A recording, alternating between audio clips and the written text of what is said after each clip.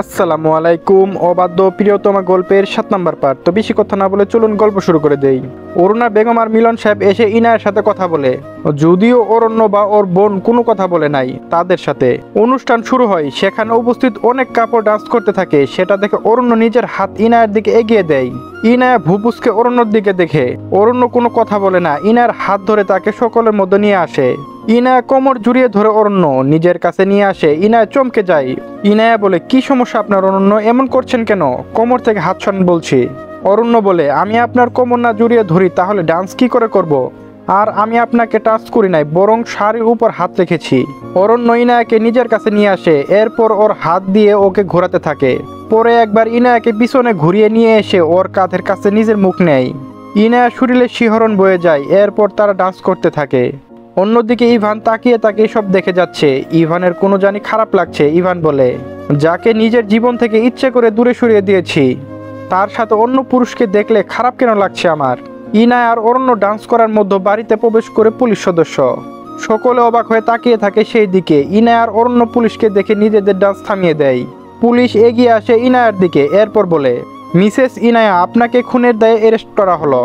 ইনায়া বলে, মানে?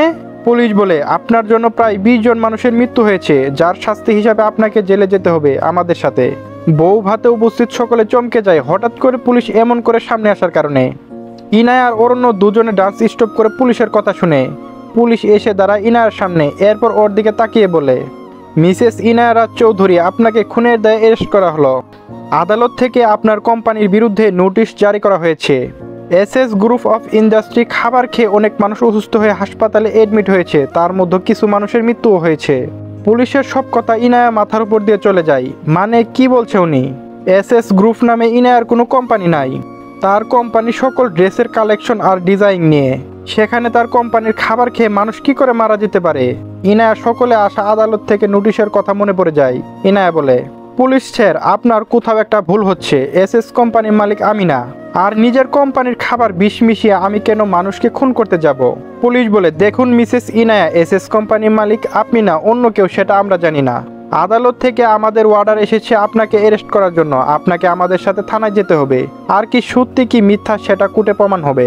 ইনায়া আর পুলিশ কথা শুনে অরণ্য বেগম আর মিলন সাহেব এগিয়ে আসে। অরুণা বেগম এগিয়ে ইনায়ার কাছে হাত রাখে, দু চোখে ইশারা ইনায়াকে শান্ত থাকতে বলে। মিলন সাহেব বলে, পুলিশ স্যার, আমরা বর্তমানে ইনায়া চৌধুরী অফ গ্রুপ ইন্ডাস্ট্রির অ্যাডমিনের দায়িত্ব পালন করছি। আর ইনায়ার নিজস্ব একটা বিজনেস আছে, তবে তার নাম এসএস কোম্পানি না। ইনায়ার সাথে বা চৌধুরী কোম্পানির সাথে এসএস কোম্পানির কোনো সম্পর্ক নাই।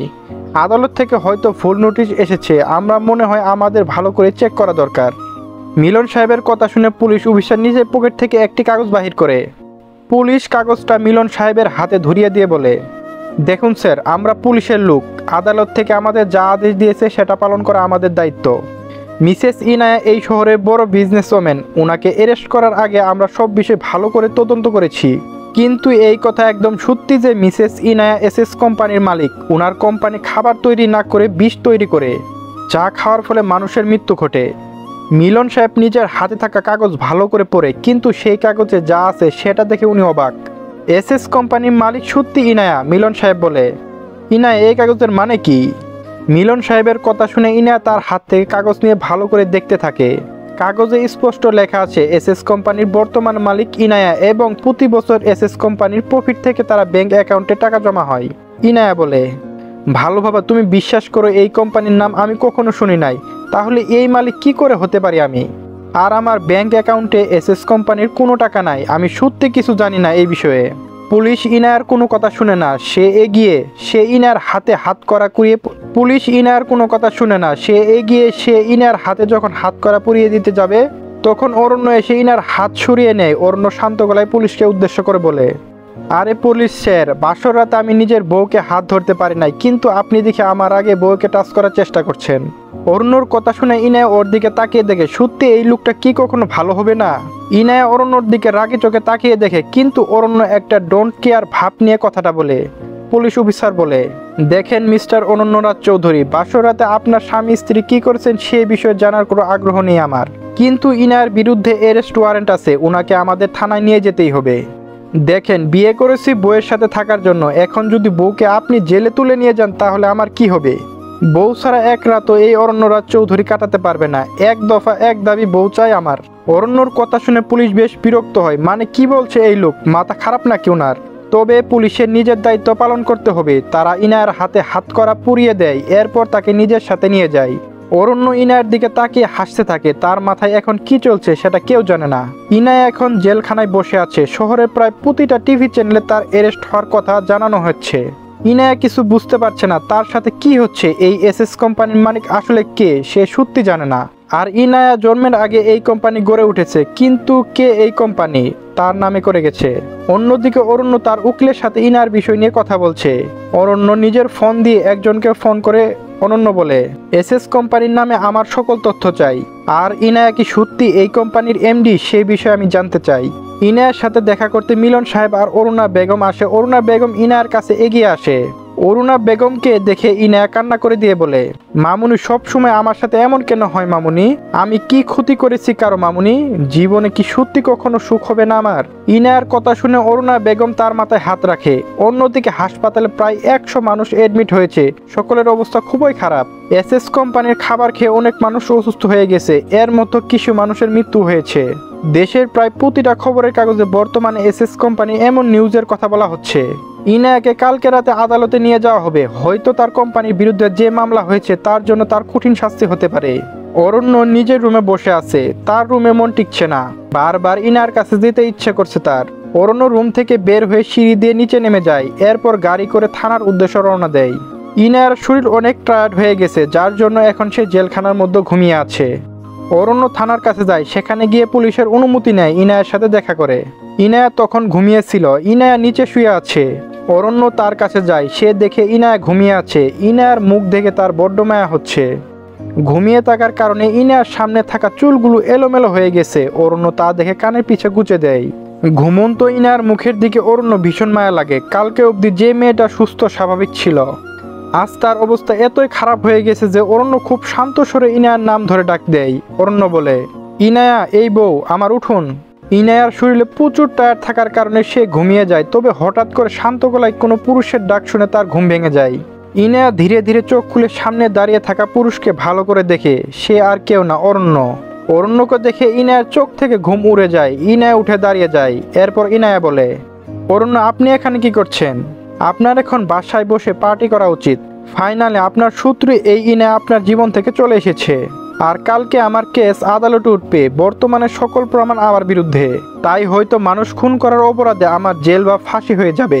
ইনায়ার কথা শুনে অরণ্য মন খারাপ লাগা কাজ করে। কেন জানি ইনায়ার চলে যাওয়ার কথা শুনে অরণ্য কষ্ট হয়। অরণ্য বলে, ইনায়া এমন কিছু হবে না আপনার সাথে। আমার শত্রু আছে, কিন্তু সেটা শুধু বিজনেসের কারণে।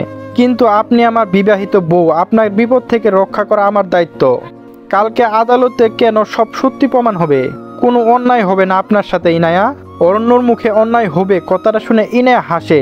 তার জীবনে আর কি ভালো হওয়ার বাকি আছে যে সেটা হবে।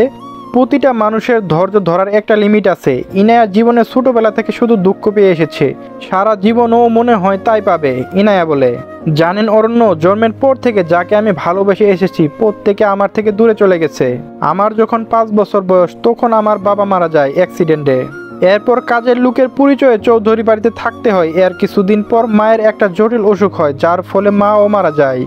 এরপর মামুনি আর ভালো বাবা আমাকে বড় করে পড়াশোনা শেখায়। অরণ্য বলে, ইনায়া এমন ভেঙে পড়বেন না, জীবনে যা হয় ভালোর জন্য হয়। ইনায়া বলে, অরণ্য আমার জীবনে কখনো ভালো হবে না, শুধু মরে গেলে সব সমাধান হবে।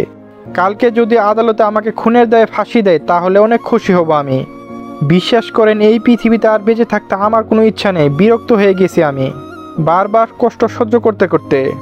ইনায়ার কথা শুনে অরণ্য নিজের হাতে জেলখানার শিকলের ভিতর ঢুকিয়ে দেয়। এরপর ইনায়ার উড়না নিজের হাতের মধ্যে রেখে ইনায়ার গালে টাচ করে অরণ্য।